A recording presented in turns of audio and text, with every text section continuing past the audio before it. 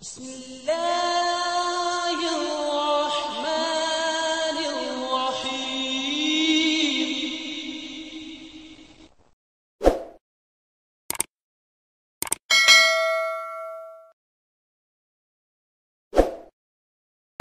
میں چاہتا ہوں کہ آج کے پروگرام میں ہم خاص طور پہ یہ 1934 کی جو مخالفت ہے اس کا پس منظر بھی اگر ہم ڈسکس کر لیں تو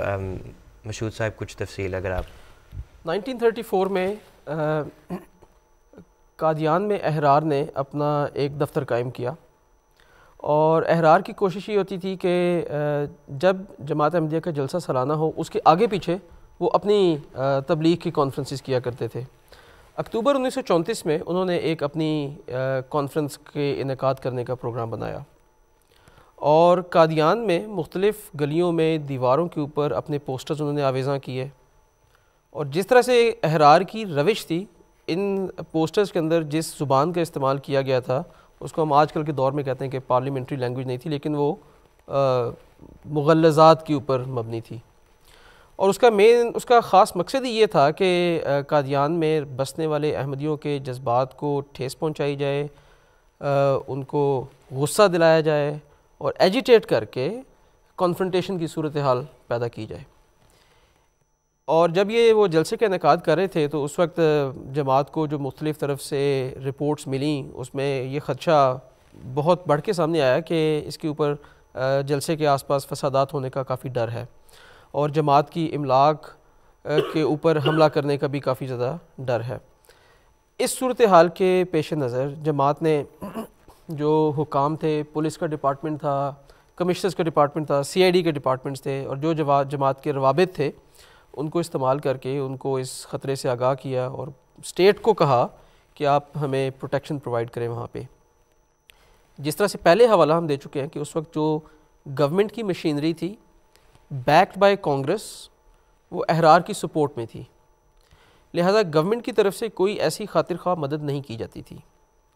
لہذا جماعت نے خود اپنی مدد آپ کرنے کا فیصلہ کیا۔ حضرت خلیفۃ المسیح ثانی رضی اللہ عنہ نے اس وقت جماعت کو ہدایت فرمائی کہ ضلع گورداسپور سے تقریباً 2500 کے قریب جو احمدی ہیں وہ قادیان پہنچے تاکہ ہم اپنی حفاظت کا ذمہ خود اپنے ہاتھ میں لے سکیں۔ بڑی تیزی سے اس بات کی خبر جو تھی وہ اس وقت کے جو سپرنٹینڈنٹ تھے CID کے ان تک پہنچ گئی۔ انہوں نے اسی روز جب یہ جس دن کا واقعہ ہے حضرت خلیفۃ المسیح ثانی رضی اللہ عنہ سے ملاقات کی اور ان کو اس کے بارے میں بتایا اور کہا کہ گورنمنٹ کے تحفظات یہ ہیں کہ آپ ان لوگوں کو نہ بلائیں، بلکہ ہم کوشش کریں گے کہ گورنمنٹ آپ کو خود سیکیورٹی پرووائڈ کرے وہاں پہ۔ اس وقت حضرت خلیفۃ المسیح ثانی رضی اللہ عنہ نے گورنمنٹ کی طرف سے جو بے حسی تھی جو لگاتار چلی آ رہی تھی کنسسٹنٹلی، اس کا ذکر کیا، لیکن بہرحال چونکہ گورنمنٹ کی طرف سے بات تھی اس کی فرما برداری میں انہوں نے کہا کہ ٹھیک ہے، اگر گورنمنٹ پروٹیکشن پرووائڈ کرتی ہے تو ہم اپنی مدد آپ نہیں کرتے، آپ کے اوپر ریلائی کرتے ہیں۔ یہ ایک اوبیڈینس کی اگزامپل ہے کہ ایسے شدید سخت حالات میں جب ہمیں نظر آ رہا ہے، اور ایک دو واقعات سے نہیں بلکہ کئی سالوں کی سیریز کے کنسسٹنٹ واقعات سے، کہ یہ گورنمنٹ کی فورسز ہمارے خلاف ہیں، پولیٹیکل بساط ہمارے خلاف ہے، ہم اقلیت کے اندر ہیں، جو ہمارا دشمن ہے وہ ایجیٹیشن کی پالیسی اپنا رہا ہے، باوجود ان سب باتوں کو مد نظر رکھتے ہوئے ایک دفعہ پھر فرما برداری کا مظاہرہ کیا گیا، اور اس کے باوجود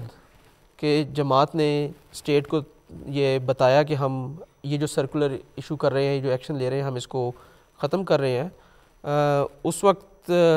برٹش گورنمنٹ نے ایک حکم نامہ جاری کیا حضرت خلیفۃ المسیح ثانی کے اوپر، اس کو سرو کیا اور ان کو کہا کہ آپ اکتوبر 1934 کے قریب لوگوں کو قادیان میں نہیں بلائیں گے اور اپنا کوئی جلسہ نہیں کریں گے، اور اس قسم کی 3-4 اور باتیں تھیں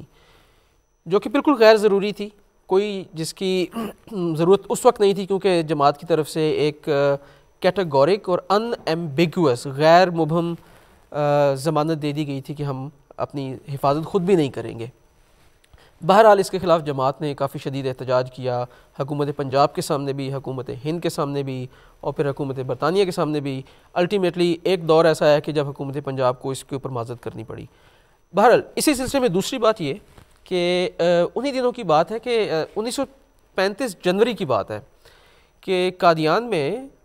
دفعہ 144 کا نفاذ کر دیا گیا، جس میں 5 یا اس سے زائد لوگوں کا کسی ایک جگہ کے اوپر اکٹھا ہونا ممنوع کر دیا گیا. 2 مہینے تک اس کو پہلے نافذ کیا گیا شروع میں. اب قادیان میں پریڈومیننٹلی احمدی مسلمان بستے تھے, اپنے ہی ٹاؤن کے اندر ان کی آزادی کو سلب کیا گیا. لیکن بہرحال بجائے اس کے کہ دوسری سیاسی جماعتیں جیسے کہ کانگریس, جن کا شیوا تھا کہ ڈائریکٹ ایکشن کرنا ہے, گورنمنٹ کی سول نافرمانی کرنی ہے, قانون اپنے ہاتھ میں لینا ہے, ایجیٹیشن کرنی ہے, احرار جس میں پیش تھے, بجائے ایسی پالیسیز اپنانے کے ایک دفعہ پھر جماعت نے کمپلیٹ اوبیڈینس کا مظاہرہ کیا. اور پھر جب اس 144 کی دفعہ کو جب توسیع دینے کے لیے حکومت نے ایک اور اقدام کرنے کی کوشش کی, تو پھر جماعت نے باقاعدہ قانونی جنگ لڑتے ہوئے سیشنز کورٹ میں اس کو چیلنج کیا. سیشنز کورٹ کے اندر ہماری جرا ہوئی, بحث ہوئی, ایویڈنس وغیرہ پیش کی گئی. باوجود اس کے کہ کیس انتہائی مضبوط تھا, سیشنز کورٹ نے اس نوٹس کو کواش کرنے سے, ختم کرنے سے انکار کر دیا. پھر جماعت نے ریویو کی پٹیشن ہائی کورٹ میں فائل کی, جہاں پہ حضرت سر چودھری ظفر اللہ خان صاحب نے جماعت کی طرف سے اس کو پھر بحث کی, اور پھر ہائی کورٹ نے اس نفاذ کو سیکشن 144 کو غیر قانونی قرار دیتے ہوئے اس کو کالعدم قرار کیا. تو کہنے کا مقصد یہ ہے کہ 1934-1935 کہ یہ وہ دور تھا کہ جس وقت ملکی لحاظ سے, سیاسی لحاظ سے قوتیں جماعت کے خلاف ایک وقت میں یکجا ہو کے عمل کر رہی تھیں. ڈیفیکلٹ ٹائم تھا, املاک کو نقصان پہنچایا جا رہا تھا, قادیان سے باہر احمدیوں کے اوپر حملے کیے جا رہے تھے. الغرض ایک ہلا دینے والا وقت تھا. لیکن حضرت خلیفۃ المسیح ثانی رضی اللہ عنہ کی قیادت کے اندر جماعت نے اس وقت کا مقابلہ کیا, اور پھر 1935 کے بعد حالات میں قدر تبدیلی آئی. احرار اپنے ہی ایک مسئلے کے اندر پھنس گئے, وہ ان اٹ سیلف ایک ڈفرینٹ ٹاپک ہے. لیکن جیسے آپ نے پوچھا کہ 1934 کے یہ مزید حالات بھی اس میں شامل ہیں.